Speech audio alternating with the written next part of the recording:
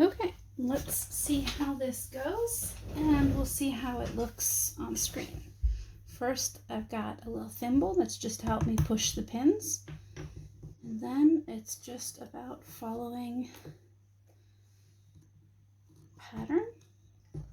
But I have now done so much that the pattern has got to the end, which means I need to take some time to actually remove the pins, because once the pattern gets to the edge, everything is already locked into place, and if I keep going, it'll just go underneath, and then I'll still have to turn this in order to get the pins out. Otherwise, it'll start working back upon itself, and then everything gets tangled. And this is just a little holder so that the lace that I've made previous doesn't get messed up or anything like that in the process. So it's just a lot of removing pins, which hopefully goes quickly.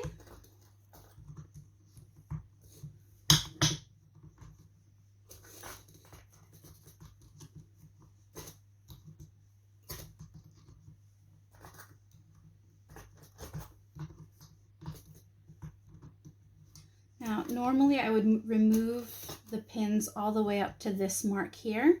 So there's just a little area that's still attached, but in order to show, I will now turn it around and continue the pattern.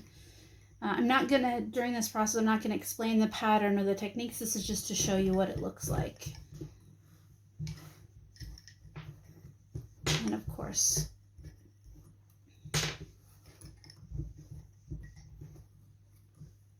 then you place the needles as you go, and this pattern requires working back and forth.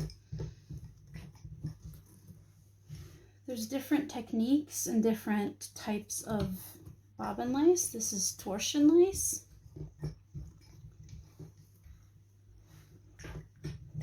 Been doing bobbin lace since I took a course to learn how in 2010, so that's 14 years. So I'll be showing some of the different types of lace, but this is one of the lace types that I've been doing a lot, this particular pattern. And a lot of lace makers do that. They stick to one, not necessarily just one pattern, but they stick to, especially for things that you're making yards of lace, you stick to one pattern and then you get really good at making it fairly quickly. This particular lace is used for bunad, which in Norway is the national outfit. There's different bunads from different regions.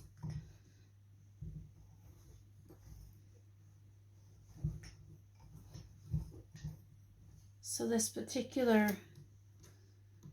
length that I'm making now is actually used on the Sunnhordland bunad to go around the hat or the cap that you use with that women's bunad.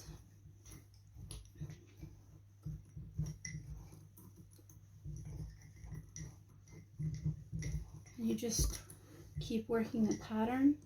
For me, I've done this pattern for quite some time, so I don't need to look at any instructions or pattern sheets, but oftentimes you'll have a pattern sheet in addition to the pattern being printed on the pricking paper.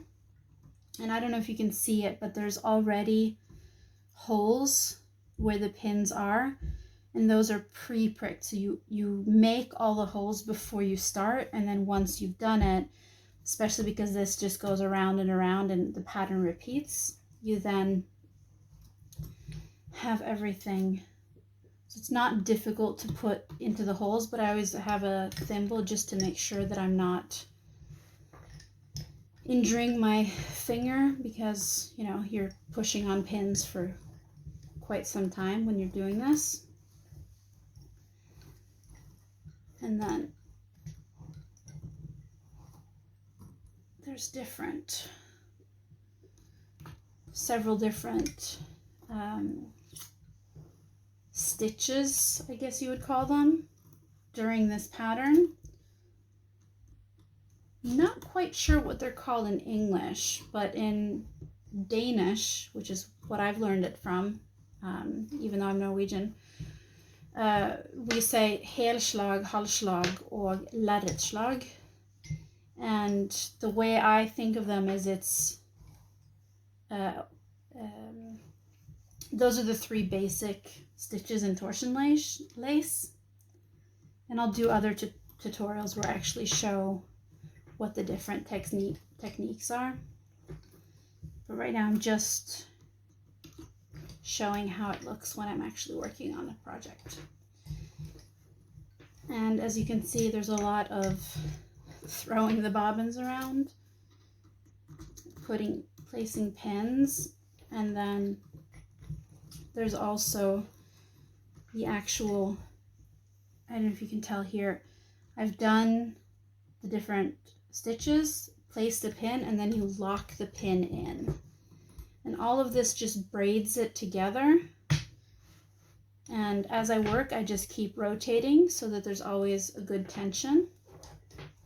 And because I know the recipe, the pattern so well, I can just keep going. This particular pattern, let me see if I can show here through unfurling this.